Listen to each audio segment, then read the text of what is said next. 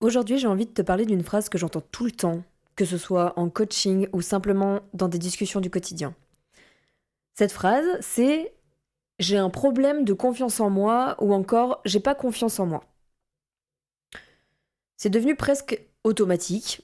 Dès qu'on n'ose pas faire quelque chose, dès qu'on doute, dès qu'on a peur du regard des autres, on met ça dans la case manque de confiance en soi. Mais en réalité, dans énormément de cas, ça n'est pas vraiment un problème de confiance en soi, c'est plutôt un problème d'estime de soi. Et la différence entre les deux est vraiment importante parce que c'est pas du tout le même travail. La confiance en soi, c'est assez simple à comprendre, c'est la croyance que je suis capable de faire quelque chose. Par exemple, parler en public, lancer un projet, conduire, apprendre une nouvelle compétence. La confiance, c'est quelque chose qui se construit avec l'expérience. Plus je pratique, plus je progresse, plus je vois que j'en suis capable. Donc, la confiance en soi, c'est quelque chose qui se développe avec l'action et l'apprentissage. L'estime de soi, c'est autre chose. L'estime de soi, c'est la valeur que je me donne en tant que personne. C'est pas est-ce que je suis capable de faire, c'est plutôt est-ce que je pense que je vaux quelque chose. Et en fait, quand l'estime de soi, elle est fragile, la personne peut penser par exemple qu'elle n'est pas assez bien, qu'elle ne mérite pas certaines choses, qu'elle va être jugée ou rejetée, ou qu'au fond, les autres sont mieux qu'elle. Et là, on n'est plus dans une question de compétence. Là, on est dans une question d'identité et de valeur personnelle. Pour résumer assez simplement, on pourrait dire que l'estime de soi, c'est je vaux, et la confiance en soi, c'est je peux. Et la raison pour laquelle les gens confondent souvent les deux, et j'ai été la première à le faire, c'est pour ça que d'ailleurs que rien n'a fonctionné quand j'ai essayé de travailler la confiance, c'est qu'en fait les symptômes peuvent se ressembler. Par exemple, quelqu'un n'ose pas parler devant un groupe. On pourrait se dire, il manque de confiance en lui. Mais en fait, si on regarde un peu plus profondément, il peut y avoir deux situations très différentes. Dans la première, la personne se dit j'ai jamais fait ça, je suis pas sûre d'y arriver, ça me stresse.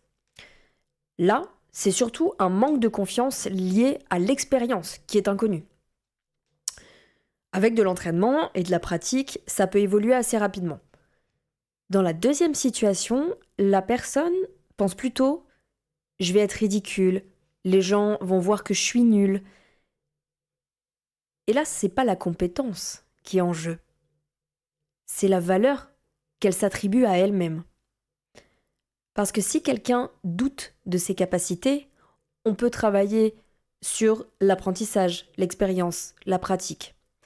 Mais si quelqu'un doute profondément de sa valeur, alors le travail il est différent. Il s'agit de se reconnecter à soi, de comprendre d'où viennent certaines croyances qu'on a sur soi-même et de reconstruire petit à petit une relation plus juste avec soi-même. Et c'est souvent là que commence le vrai chemin de la transformation durable. Un exemple très connu de ce phénomène, c'est le syndrome de l'imposteur. Alors, le syndrome de l'imposteur, c'est un phénomène psychologique dans lequel une personne doute de la légitimité de ses réussites malgré les preuves objectives de ses capacités. Par exemple, elle va souvent attribuer ses succès à la chance ou à d'autres personnes d'ailleurs, au hasard, à tout un tas de facteurs extérieurs et peut avoir la peur constante en fait d'être genre démasqué au même titre qu'un imposteur. Certaines personnes peuvent être très compétentes, avoir des résultats, être reconnues dans leur domaine et pourtant avoir la sensation de tromper les autres. Comme si à un moment ou à un autre, quelqu'un allait découvrir qu'elle n'était pas à la hauteur. Et c'est intéressant parce que dans ces cas-là, la personne, elle peut avoir des compétences réelles. Donc en théorie, avoir de bonnes raisons d'avoir confiance en elle.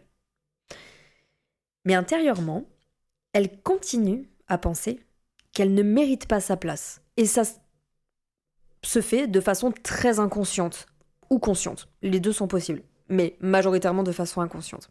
Donc, encore une fois, le problème, là, il n'est pas forcément dans la confiance des capacités. Il est plutôt dans l'estime de soi qui est fragilisée. Et il y a aussi quelque chose que j'ai envie de préciser parce que c'est là où on fait souvent un raccourci un peu rapide.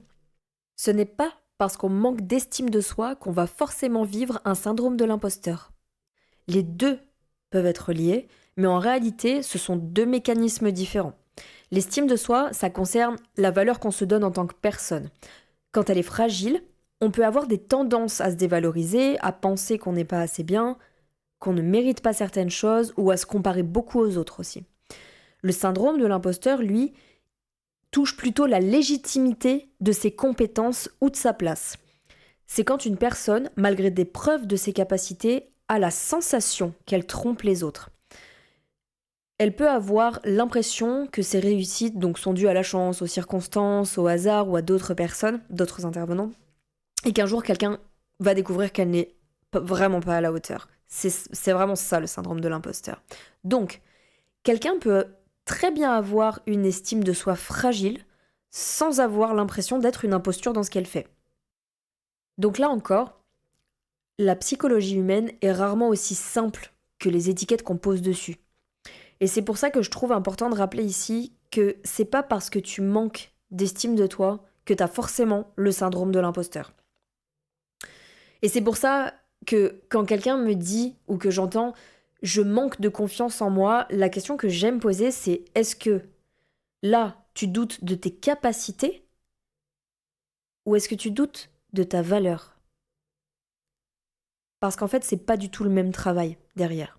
Si c'est la confiance, on peut travailler dans l'expérience, l'apprentissage et la répétition.